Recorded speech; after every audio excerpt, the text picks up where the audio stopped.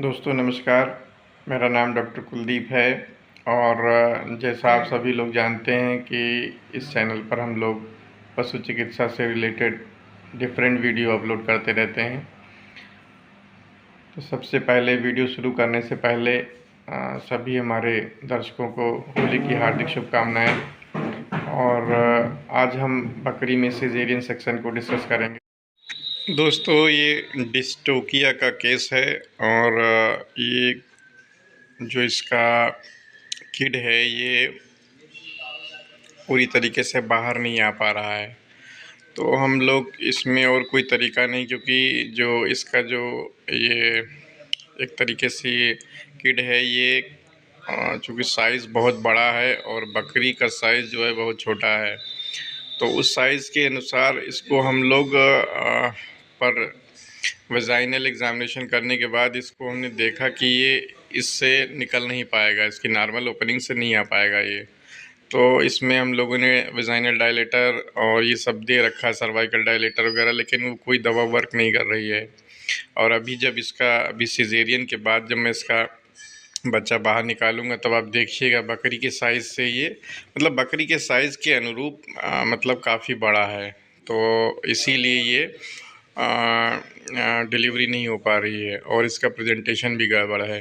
तो कुल मिला के इसको हम लोग नॉर्मली किसी भी एंगल से निकाल नहीं सकते हैं। ऐसे केस में सिजेरियन की आवश्यकता पड़ती है। अभी देखिए कि हमने स्किन को इंसाइज किया है, फिर उसकी स्किन की सारी लेयर, फिर पेरिटोनियम के बाद फिर हमने इसके एब्डोमिनल कैविटी का अप्रोच किया और फिर यहाँ पर रुमेन को साइड में करके और यूट्रस को इंसाइज करके हमने इसका जो बच्चा है वो निकाल दिया। यहाँ पर एक ही निकला है। जनरली जो बकरियाँ होती हैं इनमें मिनिमम 2 रहते हैं, लेकिन ये एक ही किड था।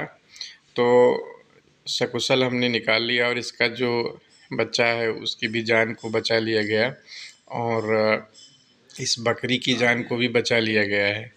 तो यहाँ पर कुछ चीज़ें ऐसी होती हैं जो आपको समझनी पड़ेंगी कि डिस्टोकिया हो गया तो सिजेरियन की ज़रूरत है या आप नॉर्मल ओपनिंग से भी निकाल सकते हैं। 50 to 60% डिस्टोकिया हैंडल करने से नॉर्मली निकल आते हैं। काफ लार्ज एनिमल में भी सिजेरियन की ज़रूरत पड़ती है, वहाँ भी करते हैं, लेकिन 50 हमने अपना एक रेशियो देखा कि 50 to 60% डिस्टोकिया के जो केस हैं उनको हम लोग नॉर्मली निकाल लेते हैं नॉर्मल ओपनिंग से, बहुत ज़्यादा कॉम्प्लिकेशन ना हो।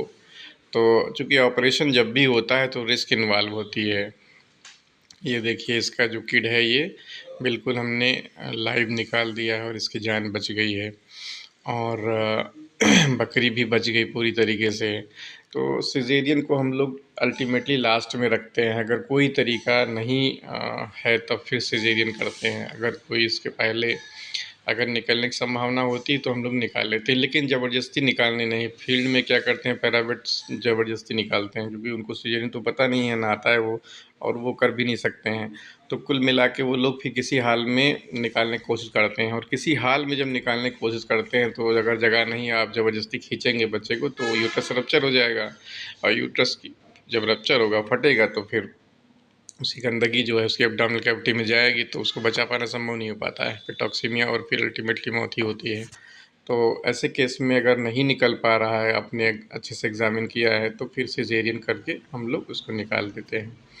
और उसके बाद फिर पोस्ट ऑपरेटिव केयर हम लोग 5 से 6 दिन तक फॉलोअप लेते हैं। उसके बाद एनिमल बिल्कुल ठीक हो जाता है। तो इन सब चीज़ों को ध्यान रखना पड़ता है और एसेप्टिक कंडीशन को भी मेंटेन करना पड़ता है, तभी जाके हम लोग रिकवरी दे पाते हैं।